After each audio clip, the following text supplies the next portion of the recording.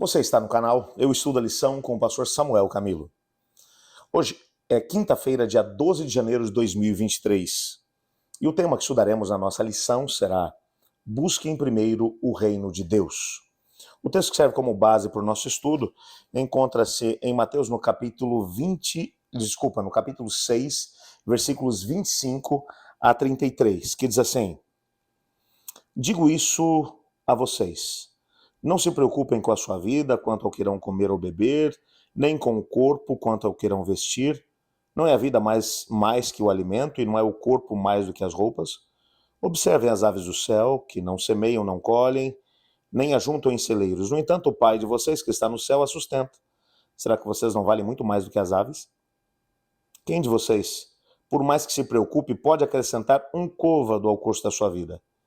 E por que se preocupam com o que vão vestir? Observem como crescem os lírios do campo. Eles não trabalham, não fiam. Eu, porém, afirmo a vocês que nem Salomão em toda a sua glória se vestiu como qualquer um deles. Ora, se Deus veste assim a erva do campo, que hoje existe e amanhã é lançada no forno, não fará muito mais por vocês, homens de pequena fé?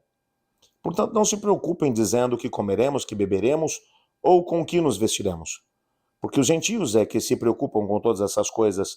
O Pai de vocês que está no céu sabe do que vocês precisam antes mesmo que o peçam.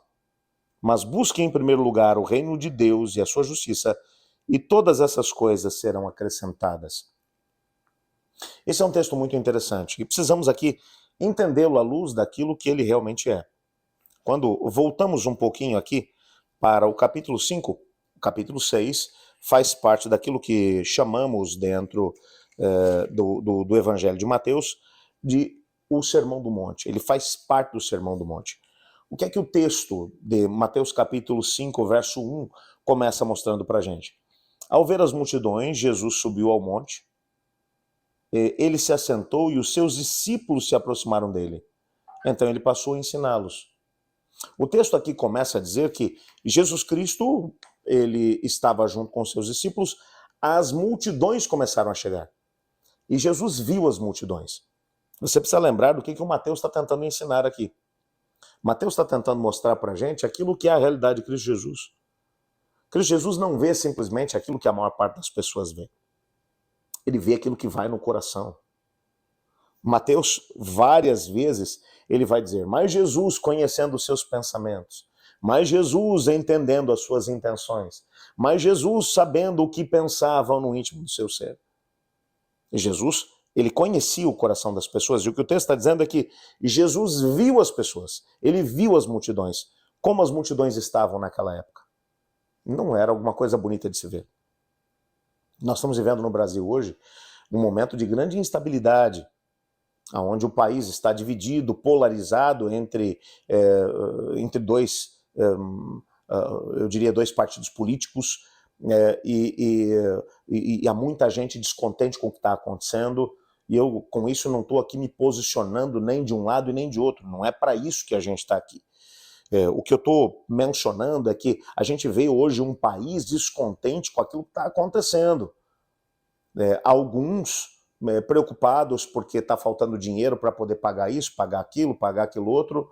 Hoje, enquanto eu estou gravando aqui essa mensagem, eu acabei descobrindo que, apesar do meu carro ser um ano mais velho em relação ao ano passado, que eu já estava com ele o ano passado, quando tive que fazer o licenciamento dele, eu vou ter que pagar mais esse ano do que paguei o ano passado. E eu não estou dizendo com isso que está certo ou está errado. A gente está vivendo um tempo de crise, é bem verdade, tudo isso. Mas o fato é que a população hoje está descontente com o que está acontecendo.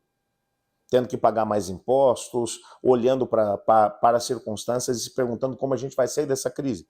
Só lembrando que o mundo hoje está vivendo uma crise, não é só o Brasil. Esses 2 anos de pandemia mexeram com muita coisa em termos econômicos no mundo. O mundo está tentando sobreviver a isso. Nós temos uma guerra que está acontecendo lá no leste da Europa, mas que está influenciando muita coisa dentro do mercado internacional. As pessoas hoje olham com preocupação para tudo isso. Agora, pensa na época das pessoas que estavam ouvindo Jesus. Roma havia tomado poder, as pessoas tinham que pagar altos impostos. Para piorar a situação, havia muita corrupção, porque os cobradores de impostos, eles não só cobravam o imposto que tinha que ser pago para Roma, mas cobravam a mais para que eles pudessem enriquecer. Então, essa classe, principalmente os políticos daquela época, cada vez enriquecendo mais, e a população cada vez mais pobre e pagando a conta. As pessoas estavam profundamente descontentes com isso tudo. Ninguém tinha dinheiro sobrando naquela época, da população pelo menos não. Jesus olha para aquele povo e ele lê o coração deles. É isso que está começando a ser dito aqui no capítulo 1. No capítulo 5, aliás, versículo 1. Ao ver as multidões, Jesus subiu o monte. Ele viu o que estava acontecendo. E o que é que Jesus fez? Jesus começou a ensinar a importância de viver os princípios do reino. E ele fala sobre muitas coisas no seu famoso Sermão do Monte, até que no capítulo 6, que está ali bem no meio do seu sermão, ele vai falar sobre as preocupações. Ele vai dizer, eu estou vendo que tem muita gente aqui preocupada com o que vão comer, com o que vão beber, como vão pagar as contas, como é que vai ser a vida, como é que vai deixar de ser. Você percebe que nós estamos falando aqui de um hiato de 2000 anos, desde que essa cena aconteceu lá atrás, para aquilo que a gente está vivendo hoje, mas a gente vê muitas semelhanças entre aquilo que as pessoas dos dias de Jesus estavam vivendo e aquilo que a gente está vivendo hoje. E o que é que Jesus disse para eles? Jesus disse, parem de ficar se preocupando demasiadamente. Jesus não estava dizendo para as pessoas simplesmente sentarem e ficarem apáticas em relação ao que estava acontecendo. Não é isso que ele está dizendo. O que ele estava dizendo é, vocês têm que ter prioridade na vida. Busquem em primeiro lugar o reino do céu e a sua justiça. E todas as outras coisas serão acrescentadas. Ele está aqui dizendo que o Pai se preocupa mais com a gente do que nós, pais terrenos, nos preocupamos com os nossos próprios filhos. E ele mostra que ele prova essa sua teoria. Ele diz, olha, olhem para as aves do céu, que não plantam, não colhem, não ajuntam em celeiros. E não morrem de fome, porque o Pai as sustenta. Olhem para os lírios do campo. Nem Salomão em toda a sua glória se vestiu como eles. E é o Pai quem os veste. Vocês valem muito mais do que passarinhos e plantas. É o que Jesus está dizendo. Mas vocês precisam ter foco, objetivo. Coloquem Deus como a prioridade na sua vida. Isso serve para tudo. Coloque Deus como prioridade, buscando a presença de Deus como a prioridade número 1 da tua vida. Comece o teu dia na presença de Deus com oração, com o estudo da palavra.